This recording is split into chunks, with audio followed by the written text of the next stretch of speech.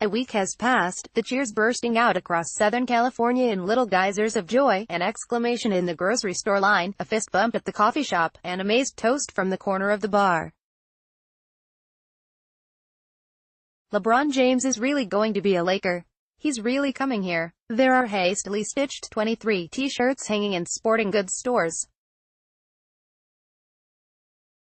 There is a mural at Baby Blue's Barbecue in Venice featuring a drawing of James in a Lakers jersey reading, "The King of LA, it's absolutely not a dream." Advertisement. But a week has passed, and now it's time to check reality. James is now going to be surrounded by pressure, the sort of which could be gauged this weekend by stepping outside anywhere in Southern California. That kind of heat. If James is indeed going to be the king of LA, sometime in his potentially 4 seasons here, he must lead the Lakers to at least one championship. It might not sound fair. It might feel like it's asking one man to drag a franchise from 0 to 60 in a basketball heartbeat. But it's the reality of his status, his history, and his newfound control of Los Angeles' most popular sports team. If basketball's greatest player wants to be considered a truly great Laker, he has to guide the Lakers to championship greatness, period, end of legacy. At least one title. That is James's mandate. Wilt, Kareem, Magic, Shaq, Kobe, they all put a ring on this town.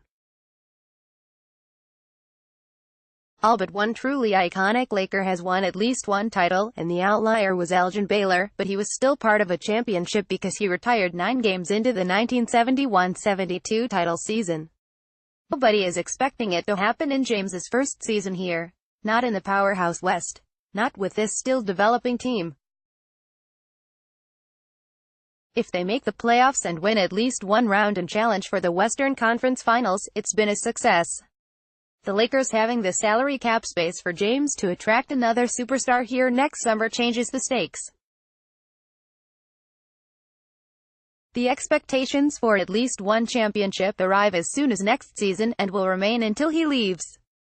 LeBron James has been to 8 consecutive NBA Finals with the Cleveland Cavaliers and Miami Heat. Carlos Osorio, Associated Press, at least one ring. It's James's Heat, because the Lakers' basketball operation is now clearly his operation. There's no more pressure on Magic Johnson. He's splendidly done his job, fulfilled the reason he was hired. He didn't just sign James for his skills, but for his vision, and he's smartly going to defer to a guy who saw his way to 8 consecutive finals and 3 titles. This is not a hostile takeover. The Lakers are giving their ball to James and seeing what he can do with it. It's an understandable move. It's also one that puts the onus directly on him. LeBron is not only a Laker, but, for as long as he is here, the Lakers are LeBron. He's going to build the team. Their 3 seemingly crazy acquisitions since he arrived were all approved by him. According to the Times' Tanya Gangalai, Lance Stephenson's people even called LeBron's people for permission to sign. An Indiana Pacers official later claimed that James phoned Stephenson personally with his approval. Then, did you hear about Rajon Rondo's first comments after signing Friday? Is there any doubt why he's here? Rondo said, "You put any team, any group of players, around LeBron James, as he has done, 8 straight times, he went to the finals, so, my expectations are the exact same thing." Advertisement. He also said, "I think guys like LeBron. I haven't played with a lot of guys that make plays for me, so it's going to be exciting to just get up, get a couple of easy looks, be able to push the pace in the open court and to look for one another." James is not only building the team, he's also going to dictate its style of play.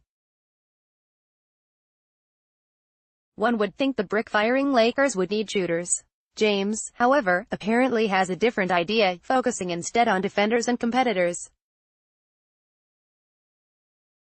One hopes that means he will not attempt to sign his old pal Carmelo Anthony, who is being dumped by Oklahoma City. That would be a worse idea than even signing Stephenson. The Lakers do not need a declining veteran who demands minutes and shots while he does little to earn them. James, of course, is also going to help coach the team. This should be no surprise. He's done it everywhere he's been. Some of these moves are actually being made without consultation of the coaching staff, which pretty much means James has already joined that staff. So be careful when evaluating Luke Walton. He is a young coach in a difficult position. Walton might have to coach one team of veterans on one-year deals, another team of impressionable kids, and a third team that is the king. It's a tough gig. Win or lose, they're going to be LeBron's Lakers. What James is being empowered to do, incidentally, has never been done before. From the time Jerry Buss established himself as the boss, no single player has ever been able to completely run this legendary franchise.